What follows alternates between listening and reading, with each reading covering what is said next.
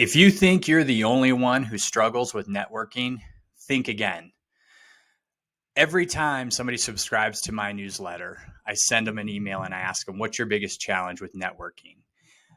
When people send me back those responses, I try to do my best to give them an answer, give them some action. But what I notice is there are a lot of very similar things that people struggle with.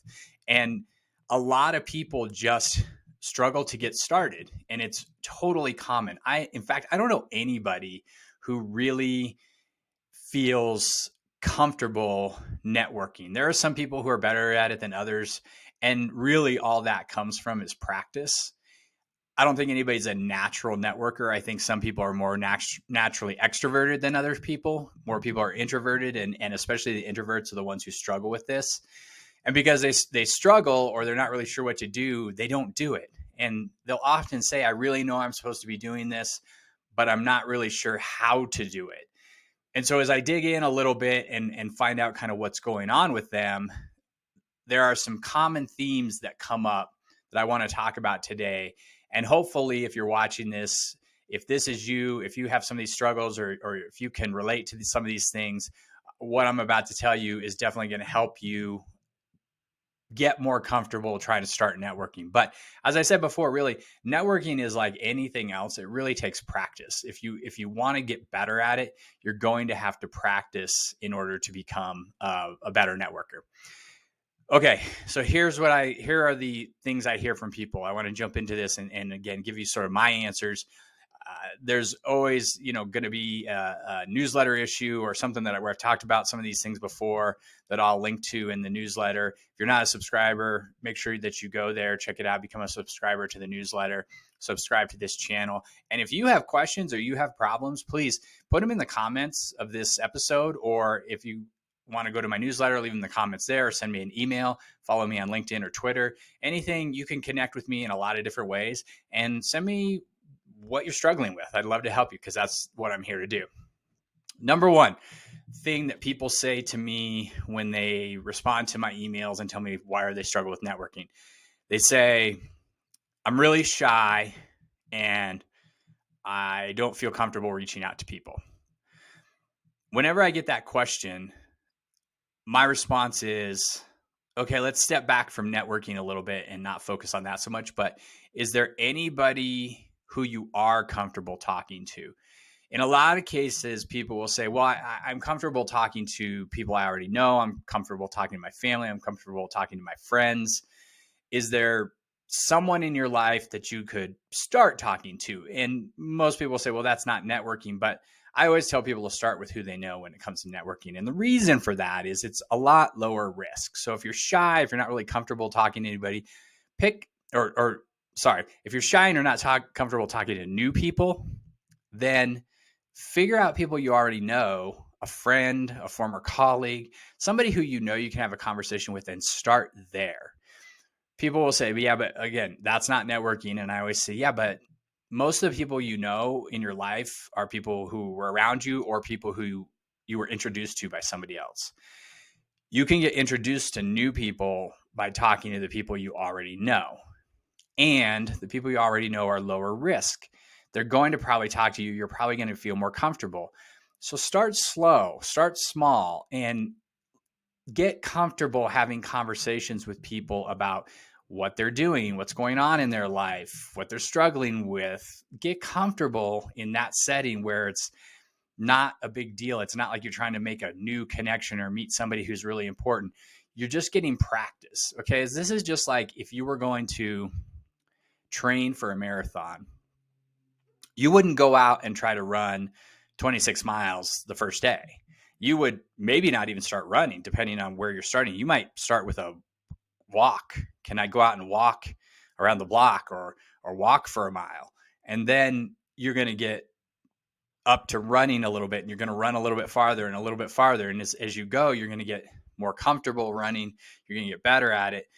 Think about that when you're networking. Okay. Don't get all wrapped up in the idea of I have to reach out to strangers today and start making connections. So I would say always, if you're shy, if you're not comfortable reaching out to people, start small, start easy, and go from there. And as you get more confidence, you're going to feel more comfortable reaching out to people. And if you get introduced to people, you're going to feel more comfortable having those conversations because you're not going in cold. You've been introduced by somebody else. So there's at least a place to start, which leads me to the next one. People will always say, I don't know where to start with networking. Well, you're in the right place. The first place you can start is by watching this episode or any of the other episodes that I've put out every week. Start by subscribing to my newsletter. I talk about this every week. And in reality, I talk about some of the same steps over and over, just in different ways. You never know how people are going to connect with the material. And I talk about it in different ways because of that. But if people say, I don't know where to start, going back to what I just said, starting small is really where you want to focus. Starting with the easy place, which is somebody you already know, somebody you worked with before. Start there. That's a good place to start. And people think they have to have this big, huge networking strategy with like a list of people and spreadsheets and databases and systems and ways to follow up and scripts to send people and all these things. Their LinkedIn profile has to be all perfect and you have to do all those things before you start. You don't. You start with one conversation. Start with one person. Just do one. That's all you've got to do. Reach out to one person. And then go from there. See how it worked. See how it went. Was there something that was comfortable? Is there something uncomfortable? Adjust from there, but start really small. Don't make this a big thing. Okay. It just comes from having one conversation with one person. Okay. That leads me to the next one. People will say, I don't know what to say to people. Okay. Can you ask questions? I mean, if you're not comfortable with what you're going to say about yourself or the other person, is it easier to ask questions of other people and let them talk? Because that's a good way to approach this. It's good for a couple of reasons. Number one, it shows the other person you're interested in them, and it helps you hear what the other person's saying, so you have something to react to. So as somebody's talking, and maybe they're talking about work or they're talking about a problem at work, as you hear that, your mind will start to come up with ideas. Your mind will start to process things if you're really listening. And you'll maybe have more questions. And as you ask more questions, the conversation goes along. So if you don't know what to say, a good thing to do is just simply ask the other person about themselves and see where the conversation goes. Now, maybe they don't talk a lot. Maybe they're pretty quiet and shy like you are. So you may have to ask a few more questions. And if they're not really talking, maybe you can offer your insider perspective on what they're talking about. But I think people really, again, the thing that people do with networking is they overthink it too much. They always think about, I need to have this perfect conversation laid out in my mind. And you really don't. Again, think about this as you're starting where I said to start, with people you already know.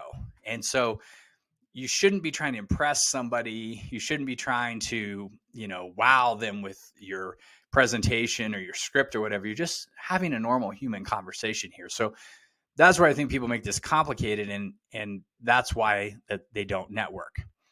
So thinking about something to say, if you don't know what to say, think about questions you could ask, or what are you curious about, or what do you want to know more about from that person. The last one I get sometimes is, and this one takes a little more digging and a little bit more questioning, because people say, well, I've sent out some messages, I'm trying to connect with people and they aren't responding to me. And there's no sort of one magical way to solve this problem. But what I ask, what makes me curious is, how many people have you talked to? How many people have you sent out messages to? Is it one or two people, or was it 10, or was it 20? Did you send a lot of notes or just a couple notes? And how long have you been waiting to hear back from them? So going back to the first one, if you've only sent one or two notes and somebody hasn't responded yet, it's possible that they just haven't gotten around to it yet. Or it's possible they're not going to respond. You might have to send a few more messages to a few more people and see what happens. Now, how long have you been waiting for them to respond? If you sent them a note yesterday and they haven't said anything yet, people are busy. I've sat on emails, and I will do that too. People will subscribe to my newsletter and send me their problems, and I'll look at them and I'll think, I need to respond to that, but I want to think about it a little bit longer before I respond. So I will typically spend some time thinking about the question or the problem, and then I'll come back and respond. Other people might do that with your messages. They might think to themselves, I need to do that, but I'm busy right now. I've got a lot going on. I'll get back to that on the weekend. So some people could come back to you later. So don't get impatient if you haven't heard back. If you've sent out a bunch of notes to people and it's been a long time and you haven't heard anything back, I think it's time to look at what you're sending. Are you sending something that's asking them to do a lot for you? Are you sending a big request, or are you saying like, hey, let's talk, and they're not responding? Anytime you run into problems where things aren't working, you want to look at what you're doing and try to make it simpler. Try to make it smaller. Try to make this, whatever you're asking the person to do, smaller. So if you said, hey, what are your thoughts on XYZ? That doesn't seem like a lot, but the person might be like, wow, where did I start? I could write all day on that topic. Another good thing to do is say, hey, I'm thinking about this and this. I'm interested in this. I'm thinking about doing A or B. Which would you think would be better? This is one I talked about in a couple issues ago. Austin Belsick talks about this. And it's a way to make it so easy to respond that they almost can't possibly not respond. Meaning you tell them, I'm thinking about either reading this book or doing this project. Do you think I should do A or B? And then really all they have to respond is A or B. But it gets them to respond. It's so easy. So that's another way to think about if people aren't responding. Can you look at what you're asking people to do, and are you asking too much? Is it too much for them to respond? And can you make that ask smaller so it's almost impossible for them not to respond? Those are some of the common things I hear where people are struggling. I have to tell you, though, there is no silver bullet for networking. There is no one solution, one thing I can tell you to do that's going to work 100% of the time. We're dealing with other humans here, and humans are unpredictable. Some humans react one way, others react another way. There's no way to just say, do this and it'll all work. I have a lot of ideas and suggestions, and a lot of those I talk about every week. I wish I just had that one silver bullet, but really what it is what I said at the beginning. It's practice. You have to try some of these things out. You have to see what's working. You have to see what's not working. You have to adjust. I can only tell you what's worked in my experience and for other people that I've worked with and share that with you. But if you continue to struggle with networking, if you're having problems, you can always contact me via email, via this channel in the comments, via my social media profiles. Anytime you're struggling, please reach out. That's what I'm here for. Hope you have a great week and that you go out and you meet some interesting people.